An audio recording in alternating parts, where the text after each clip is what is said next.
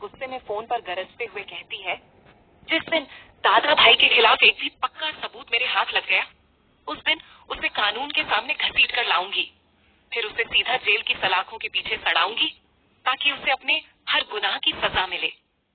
ईशा पूरे जोश के साथ दादा भाई के खिलाफ सबूत जुटाने निकल पड़ती है, लेकिन हर गली, हर मोहल्ले में लोग उसका नाम सुनते ही चुप हो जाते हैं। कोई भी गवाही देने को तैयार नहीं होता। सबके चेहरे पर डर साफ दिखाई देता है। उधर सूरज अस्पताल के मंदिर में खड़ा होकर भगवान से प्रार्थना करता है। सूरज, हे कान्हा जी, अगर मेरी सच्चाई सामने आने वाली है तो पहले बाबा को ठीक कर दो। बाकी जो सजा होगी मैं स्वीकार कर लूंगा। उसी समय डॉक्टर दौड़ते हुए बाहर आते हैं। डॉक्टर, गुड न्यूज, मरीज ने पहली बार हल्का रिस्पांस दिया है। पूरा परिवार खुशी से भर उठता है, लेकिन सूरज के मन का डर अभी भी खत्म नहीं होता। दूसरी तरफ पुलिस स्टेशन में ईशा को एक गुमनाम लिफाफा मिलता है। उसमें दादा भाई के ठिकाने का नक्शा और एक अधूरा स्केच होता है। श्रेया, मैडम, लगता है किसी ने हमारी मदद करने की कोशिश की है। ईशा बिना देर किए टीम के साथ रेड की तैयारी कर देती है। उधर काव्या को खबर मिलती है कि ईशा उसी जगह जाने वाली है जहां सूरज अपने लोगों से मिलने वाला है। काव्या घबराकर, अगर भाभी वहां पहुंच गई तो सब खत्म हो जाएगा। काव्या तुरंत सूरज को फोन करती है। काव्या, ईशा भाभी आपके ठिकाने की तरफ निकल चुकी हैं। कुछ कीजिए, नहीं तो आज सारा सच सामने आ जाएगा। सूरज के पैरों तले जमीन खिसक जाती है। वह तुरंत बाइक लेकर उसी जगह के लिए निकल पड़ता है। इधर ईशा की पुलिस टीम गोदाम को चारों तरफ से घेर लेती है। ईशा, आज कोई नहीं बचेगा। दादा भाई, अब कानून से भाग नहीं पाओगे। अचानक अंदर से गोलियों जैसी तेज आवाजें और धमाके सुनाई देते हैं। चारों तरफ अफरा तफरी मच जाती है। उसी वक्त काले कपड़ों और चेहरे पर नकाब पहने एक रहस्यमयी शख्स सामने आता है। उसकी चाल बिल्कुल दादा भाई जैसी होती है। ईशा उसे देखते ही चिल्लाती है, ईशा रुको, दादा भाई। वह उसके पीछे दौड़ पड़ती है। तभी दूसरी ओर से सूरज भी उसी जगह पहुंच जाता है। कुछ ही सेकंड में ईशा और सूरज आमने सामने आ जाते हैं। ईशा धीरे धीरे उस नकाबपोश का चेहरा देखने के लिए हाथ बढ़ाती है और तभी कहानी एक बड़े मोड़ पर रुक जाती है।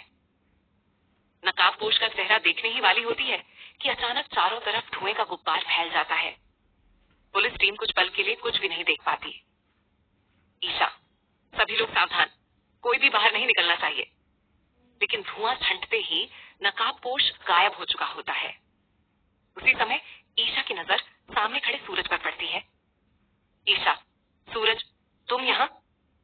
सूरज खुद को संभालते हुए कहता है, सूरज, ईशा जी, मुझे खबर मिली थी कि यहाँ हमला हो सकता है, इसीलिए आपकी सुरक्षा के लिए आ गया। ईशा उसकी बात मान तो लेती है, लेकिन उसके मन में पहली बार हल्का सा शक पैदा हो जाता है। उधर भागते भागते नकाबपोश एक सुनसान गोदाम में पहुंचता है। वहां पहले से उसके कुछ साथी मौजूद होते हैं। साथी, दादा भाई, आज तो पुलिस आपको पकड़ ही लेती। नकाबपोश धीमी आवाज में कहता है, अब वक्त आ गया है कि खेल के नियम बदल दिए जाएं। इधर पुलिस स्टेशन में कमिश्नर सभी अधिकारियों की मीटिंग बुलाते हैं। कमिश्नर, दादा भाई तक पहुंचने के लिए हमें उसके सबसे भरोसेमंद आदमी को पकड़ना होगा। उसके बिना यह केस आगे नहीं बढ़ेगा। ईशा उसी मिशन की जिम्मेदारी अपने ऊपर ले लेती है। घर लौटने पर काव्या और प्रिया सूरज के चेहरे की बेचैनी देखकर समझ जाती है कि आज बहुत बड़ा खतरा टल गया है। काव्या, भैया, कब तक ऐसे छिपते रहोगे? सूरज गंभीर होकर जवाब देता है, जिस दिन ईशा जी को सच पता चलेगा उस दिन मेरी जिंदगी बदल जाएगी, लेकिन उससे पहले मुझे बाबा का सपना पूरा करना है। इसी बीच अस्पताल से डॉक्टर का फोन आता है। मरीज को होश आने के संकेत मिले हैं। हो सकता है वे जल्द ही बात भी कर सके। ये सुनकर सूरज के चेहरे की खुशी पल भर में चिंता में बदल जाती है। उसे डर सताने लगता है कि अगर बाबा ने होश में आते ही कोई ऐसा सच बोल दिया जिससे दादा भाई की पहचान खुल गई तो सब कुछ खत्म हो जाएगा। दूसरी तरफ ईशा अपनी केस फाइल खोलती है। उसे उसी गुमनाम लिफाफे में एक नई तस्वीर मिलती है। तस्वीर में दादा भाई का चेहरा साफ नहीं दिखता, लेकिन उसकी कलाई पर बना एक खास निशान नजर आता है। ईशा तस्वीर को ध्यान से देखते हुए कहती है, अब तुम ज्यादा दिनों तक कानून से नहीं बच सकते। दादा भाई। अगली सुबह ईशा पुलिस स्टेशन पहुंचते ही उस तस्वीर को फॉरेंसिक टीम के पास भेज देती है। ईशा, इस तस्वीर का हर छोटा बड़ा सुराग चाहिए, चाहे पूरी रात लग जाए। उधर सूरज अस्पताल में बाबा के पास बैठा होता है। तभी बाबा की उंगलियां हल्की सी हिलती हैं। डॉक्टर, ये अच्छा संकेत है, मरीज कभी भी होश में आ सकते हैं। सूरज की आंखों में खुशी और डर दोनों साफ दिखाई देते हैं। इसी बीच कमिश्नर का फोन आता है। कमिश्नर, आईपीएस ईशा, हमें खबर मिली है कि आज रात दादा भाई अपने लोगों से मिलने वाला है। इस बार कोई गलती नहीं होनी चाहिए। ईशा, यस सर, इस बार दादा भाई बचकर नहीं जाएगा। रात होते ही पुलिस की कई टीमें अलग अलग जगहों पर तैनात हो जाती हैं। उधर दादा भाई के अड्डे पर उसके साथी घबराए हुए खड़े होते हैं। साथी, दादा भाई, पुलिस हर तरफ फैल चुकी है। दादा भाई शांत स्वर में कहता है, डरने की जरूरत नहीं, असली चाल अब चलेगी। उसी समय एक गुमनाम फोन ईशा के मोबाइल पर आता है। रहस्यमयी आवाज, अगर दादा भाई को पकड़ना है तो पुराने मिल वाले गोदाम में पहुंच जाओ, लेकिन अकेली आना। ईशा बिना किसी को बताए वहां जाने का फैसला कर लेती है। दूसरी तरफ सूरज को भी उसी गोदाम की खबर मिल जाती है। सूरज, अगर ईशा जी वहां पहुंच गई तो सब खत्म हो जाएगा। वह तुरंत बाइक लेकर निकल पड़ता है। पुराने गोदाम में पहुंचते ही ईशा को चारों तरफ सन्नाटा मिलता है। तभी पीछे से किसी के कदमों की आहट सुनाई देती है। वह पिस्तौल तानकर पलटती है। ईशा, कौन है? सामने आओ। धीरे धीरे अंधेरे से एक नकाबपोश बाहर आता है। ईशा उसे गिरफ्तार करने के लिए आगे बढ़ती है, लेकिन तभी पीछे से किसी की तेज आवाज गूंजती है। ईशा, रुक जाओ। ईशा मुड़कर देखती है। सामने सूरज खड़ा होता है। दोनों की नजरें मिलती हैं और उसी पल नकाबपोश वहां से भाग निकलता है। क्या सूरज ने जानबूझकर दादा भाई को भागने का मौका दिया, या उसके पास कोई ऐसा राज है जो अभी तक किसी को नहीं पता? नकाबपोश के भागते ही ईशा गुस्से से सूरज की तरफ देखती है। ईशा, सूरज, तुमने उसे भागने क्यों दिया? बस कुछ कदम दूर था वो। सूरज शांत रहने की कोशिश करता है। ये एक टर्म प्लान का ऐड है, पर इसे स्किप मत करना, क्योंकि अगले 30 सेकंड्स में तुम अपनी फैमिली को 2 करोड़ की फाइनेंशियल सिक्योरिटी दे सकते हो, वो भी 30 रुपीज से भी कम में। सूरज शांत रहने की कोशिश करता है। सूरज, ईशा जी, उसने गोदाम में बम लगा रखा था। अगर आप उसके पीछे भागती तो आपकी जान खतरे में पड़ जाती। इतने में बम निरोधक दस्ते को एक टाइमर वाला विस्फोटक मिल जाता है। अधिकारी, मैडम, अगर 5 मिनट और देर हो जाती तो बड़ा धमाका हो सकता था। ईशा कुछ पल के लिए चुप हो जाती है, लेकिन उसके मन का शक और गहरा हो जाता है। अगले दिन फॉरेंसिक लैब से रिपोर्ट आती है। फॉरेंसिक अधिकारी, मैडम, तस्वीर में दिख रहा कलाई का निशान बहुत दुर्लभ है। हमने ऐसे कुछ ही लोगों की सूची तैयार की है। ईशा फाइल खोलती है। सूची में कई नाम होते हैं, लेकिन आखिरी नाम देखकर वह चौंक जाती है। वह नाम धुंधला है और पूरा पढ़ा नहीं जा रहा। ईशा, इस फाइल की ओरिजिनल कॉपी अभी लेकर आइए। उधर अस्पताल में बाबा को आखिरकार होश आ जाता है। सूरज दौड़कर उनके पास पहुंचता है। सूरज, बाबा, मैं आ गया। बाबा कांपते हुए सूरज का हाथ पकड़ते हैं और धीरे से कहते हैं, बेटा, सच, अब ज्यादा दिन छिपेगा नहीं। इतने में कमरे के बाहर किसी के कदमों की आवाज सुनाई देती है। सूरज दरवाजे की तरफ देखता है। दरवाजा खुलता है और सामने ईशा खड़ी होती है। वह बाबा से मिलने आई है, लेकिन उसे नहीं पता कि अगले कुछ पल उसकी पूरी जिंदगी बदल सकते हैं। बाबा ईशा को देखते हैं, फिर सूरज की तरफ देखते हैं। ईशा धीरे धीरे बाबा के बिस्तर के पास आती है। ईशा, बाबा, अब आप ठीक हैं। आपको किसी बात की चिंता करने की जरूरत नहीं है। जिसने भी आपके साथ गलत किया है, उसे कानून के सामने जरूर लाऊंगी। बाबा कांपते हुए ईशा का हाथ पकड़ लेते हैं। बाबा, बेटी, हर सच वैसा नहीं होता जैसा दिखाई देता है। इतने में सूरज बीच में बोल पड़ता है। सूरज, बाबा, अभी डॉक्टर ने ज्यादा बात करने से मना किया है, पहले आप आराम कीजिए। ईशा सूरज की ओर गौर से देखती है। ईशा, आज तुम बार बार बाबा को बोलने से क्यों रोक रहे हो? सूरज कोई जवाब नहीं दे पाता। तभी डॉक्टर कमरे में आते हैं। डॉक्टर, मरीज को अभी आराम की जरूरत है, आप लोग बाहर जाइए। कमरे से बाहर निकलते ही ईशा के मोबाइल पर श्रेया का फोन आता है। श्रेया, मैडम, बहुत बड़ी खबर मिली है। दादा भाई के गैंग का एक आदमी पुलिस की गिरफ्त में है। ईशा, उसे तुरंत पूछताछ कक्ष में लेकर जाओ, मैं अभी पहुंच रही हूँ। पुलिस स्टेशन पहुंचते ही गिरफ्तार बदमाश मुस्कुराने लगता है। बदमाश, मैडम, आप दादा भाई को कभी नहीं पकड़ पाएंगी। ईशा, इतना भरोसा क्यों है तुम्हें? बदमाश, क्योंकि दादा भाई वहां नहीं रहता जहां पुलिस उसे ढूंढती है, वो वहीं रहता है जहां किसी को शक भी नहीं होता।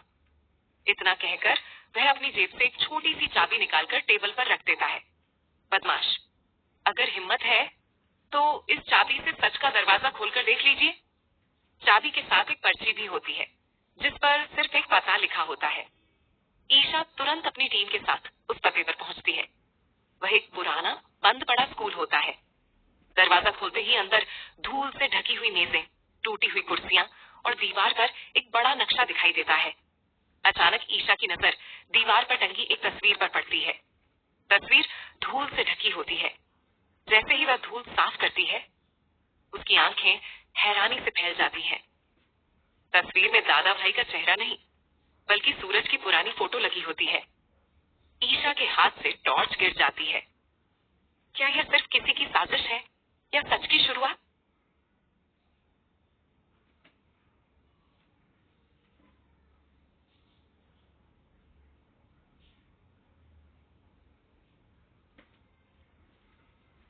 सूरज की तस्वीर देखकर ईशा कुछ पल के लिए बिल्कुल शांत हो जाती है। श्रेया, मैडम, क्या सूरज सर का इस जगह से कोई संबंध है? ईशा गहरी सांस लेते हुए कहती है। ईशा, नहीं, बिना सबूत के मैं किसी पर शक नहीं करूंगी। हो सकता है ये हमें गुमराह करने की चाल हो। इसी दौरान एक कांस्टेबल कमरे के कोने से एक पुरानी डायरी लेकर आता है। कांस्टेबल, मैडम, ये डायरी अलमारी के पीछे छिपी मिली है। ईशा डायरी खोलती है। उसमें कई गरीब परिवारों के नाम, उनकी मदद का हिसाब और कुछ बड़े कारोबारियों से वसूले गए पैसों का रिकॉर्ड लिखा होता है। सबसे आखिरी पन्ने पर सिर्फ एक लाइन लिखी होती है, जब कानून बेबस हो जाए तब किसी को दादा भाई बनना पड़ता है। ईशा सोच में पड़ जाती है। उसी समय कमिश्नर का फोन आता है। कमिश्नर, आईपीएस ईशा, हमें पक्की सूचना मिली है कि आज रात दादा भाई खुद एक बड़ी डील के लिए पुराने पुल पर आने वाला है। ईशा, क्या सर, इस बार वो बचकर नहीं जाएगा? उधर सूरज को भी अपने एक आदमी से यही खबर मिलती है। साथी, भैया, पुलिस पूरे इलाके को घेरने वाली है।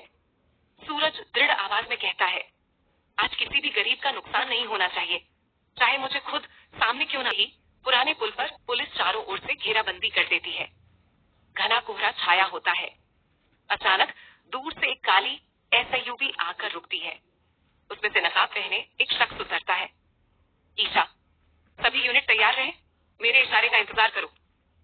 जैसे ही नकाबपोश आगे बढ़ता है, ईशा जोर से चिल्लाती है, दादा भाई, पुलिस ने तुम्हें चारों तरफ से घेर लिया है, सरेंडर कर दो। नकाबपोश धीरे धीरे अपने चेहरे की तरफ हाथ बढ़ाता है। ईशा की धड़कनें तेज हो जाती हैं, लेकिन तभी पुल के नीचे जोरदार धमाका होता है। चारों तरफ अफरा तफरी मच जाती है। उस धमाके का फायदा उठाकर नकाबपोश अंधेरे में गायब हो जाता है और जब धुआं छड़ता है तो ईशा को जमीन पर एक लॉकेट पड़ा मिलता है। वह लॉकेट खोलती है। अंदर एक तरफ सूरज की तस्वीर होती है और दूसरी तरफ एक छोटे बच्चे की। ईशा स्तब्ध रह जाती है। लॉकेट को हाथ में लेकर ईशा देर तक उसे देखती रहती है। श्रेया, मैडम, क्या इसमें सूरज सर की फोटो है? ईशा तुरंत लॉकेट अपनी जेब में रख लेती है। ईशा, जब तक पूरी सच्चाई सामने नहीं आती, इस बारे में किसी से एक शब्द भी नहीं। उसी समय फॉरेंसिक टीम वहां पहुंचती है। फॉरेंसिक अधिकारी, मैडम, धमाका टाइमर से नहीं हुआ था, किसी ने दूर से रिमोट के जरिए ब्लास्ट किया है। इसका मतलब दादा भाई अकेला नहीं था। ईशा समझ जाती है कि यह पूरी योजना पहले से बनाई गई थी। उधर घर पर सूरज बेचैन होकर टहल रहा होता है। तभी उसका एक साथी दौड़ता हुआ आता है। साथी, भैया, पुलिस को पुल से एक लॉकेट मिला है। सूरज के चेहरे का रंग उड़ जाता है। सूरज, क्या ईशा जी के हाथ लग गया? साथी सिर हिला देता है। सूरज समझ जाता है कि अब सच्चाई उससे ज्यादा दिनों तक छिप नहीं पाएगी। इसी बीच अस्पताल से फोन आता है। डॉक्टर बाबा की तबीयत फिर बिगड़ गई है। वे बार बार किसी राज की बात कर रहे हैं। सूरज बिना देर किए अस्पताल पहुंचता है। बाबा मुश्किल से आंखें खोलते हैं। बाबा, बेटा, झूठ की उम्र बहुत छोटी होती है। अगर तुमने खुद सच नहीं बताया तो हालात बता देंगे। सूरज की आंखें भर आती हैं। उधर ईशा रात में अकेले अपने ऑफिस में बैठी होती है।